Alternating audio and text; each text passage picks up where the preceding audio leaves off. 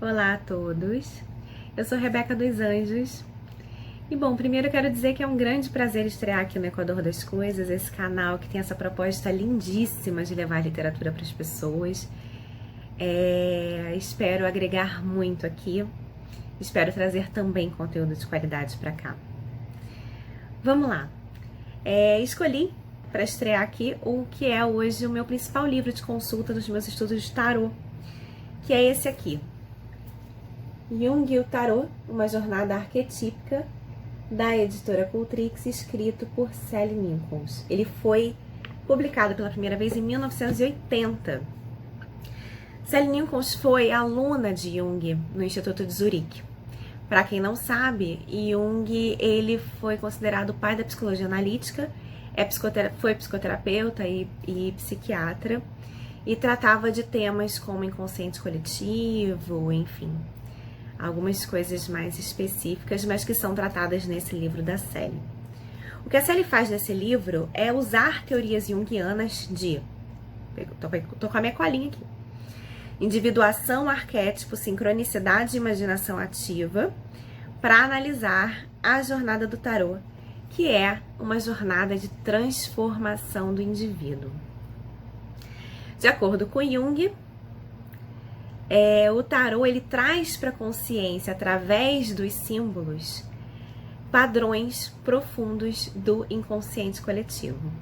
Olhem que interessante, eu não sei aqui se tem um público de tarô, enfim, mas muito provavelmente algumas pessoas nunca pensaram no tarô dessa forma, né? Como símbolos que ativam na gente ali o inconsciente coletivo, enfim. Uma ponte entre o inconsciente e o consciente. Bom, a Sally, ela começa o livro, e aí eu vou falar um pouco sobre isso, com o que ela chama de mapa da jornada, né?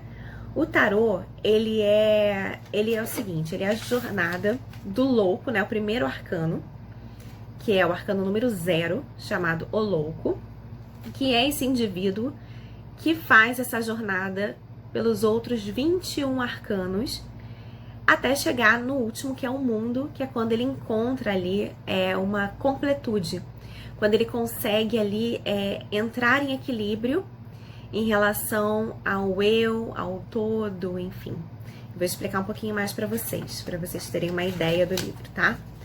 O livro é muito mais do que isso, tá, gente? Eu vou explicar só um pouquinho.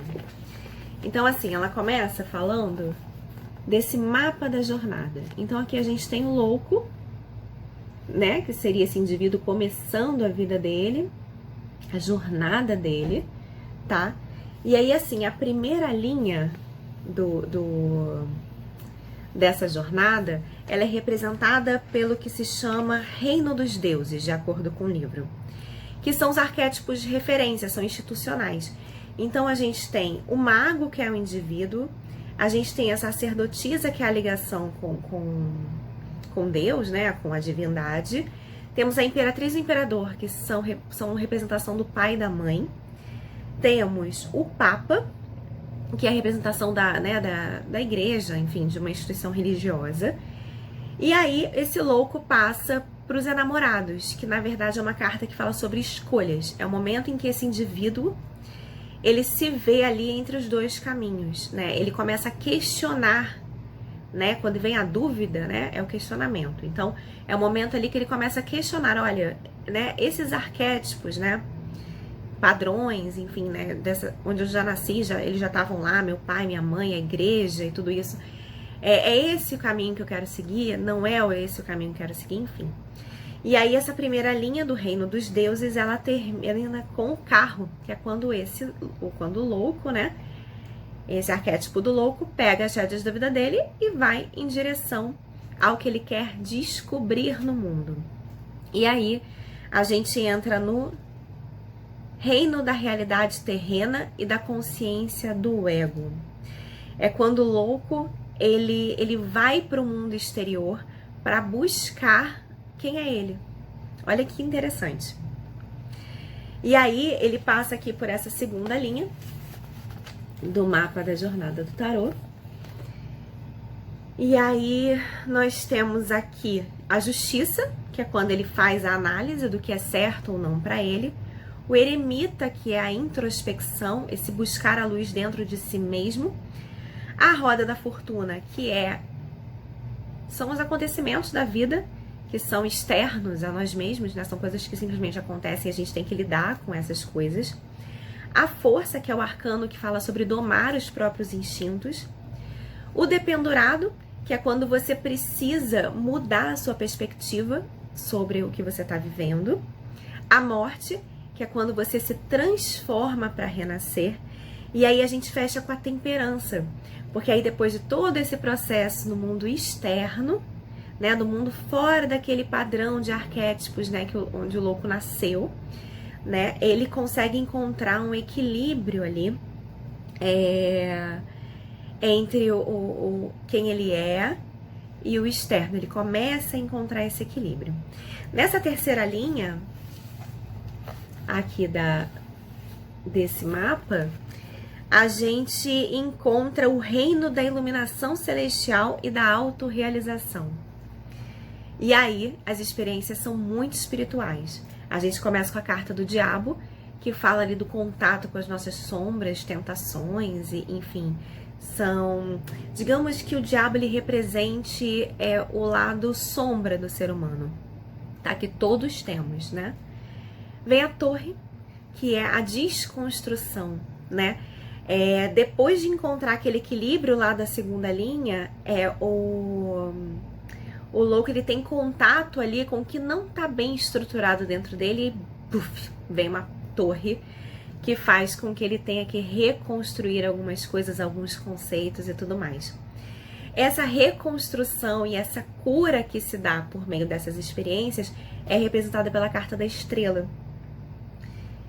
A carta da estrela traz essa questão da cura, da esperança, enfim, seguida pela lua, que é quando ele entra em contato com as emoções mais profundas dele, e depois o sol, que é quando ele traz claridade para todos esses sentimentos que estavam ocultos e que vieram à tona e que foram trabalhados e tudo mais.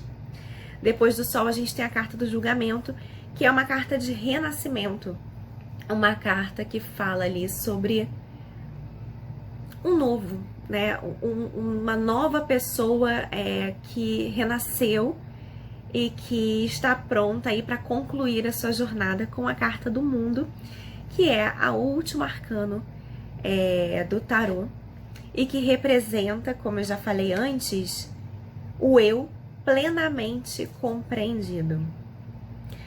Aí fala assim, aqui todas as forças antagônicas com que o herói, que é o louco, vem lutando, unem-se no mundo, tá?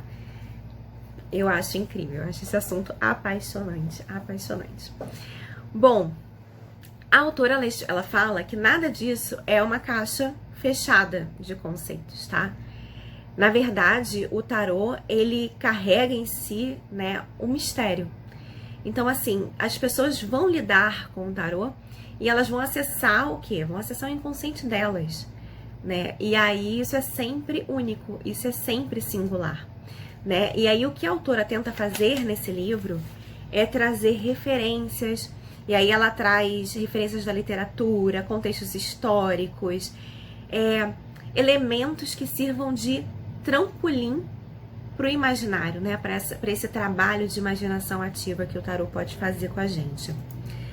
É um livro denso, é um grande mergulho em si mesmo. Cada capítulo ali, né? Que é cada arcano, assim, gente, é de uma profundidade incrível, assim. É um livro para ser lido devagar. É um livro para você realmente ir fazendo, e de repente fazendo um diário junto, um trabalho realmente de autoanálise, entender em que momento da jornada você está, lembrar dos momentos da jornada onde você já esteve, né? E a vida é cíclica, então essa jornada ela pode se dar de várias formas em pequenos e grandes ciclos da sua vida. É um trabalho de autoconhecimento interessantíssimo. E aí, eu queria ler uma partezinha aqui para vocês, que fala o seguinte. Deixa eu achar aqui.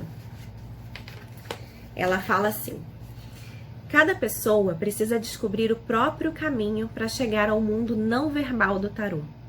Embora devamos obedecer alguns postes de sinalização ao longo do caminho, as próprias cartas, como vimos, não são sinais, são símbolos. Não se pode dar-lhes definições precisas. São expressões pictóricas que apontam para lá de si mesmas para forças que nenhum ser humano chega a compreender completamente.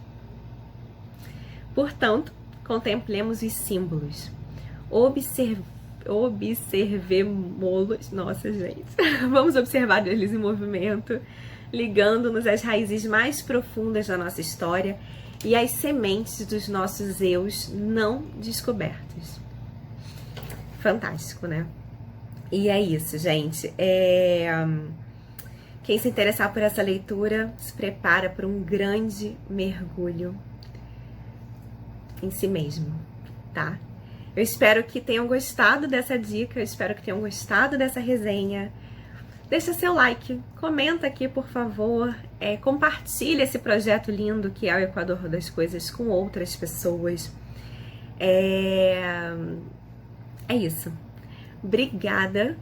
Até a próxima. Beijos.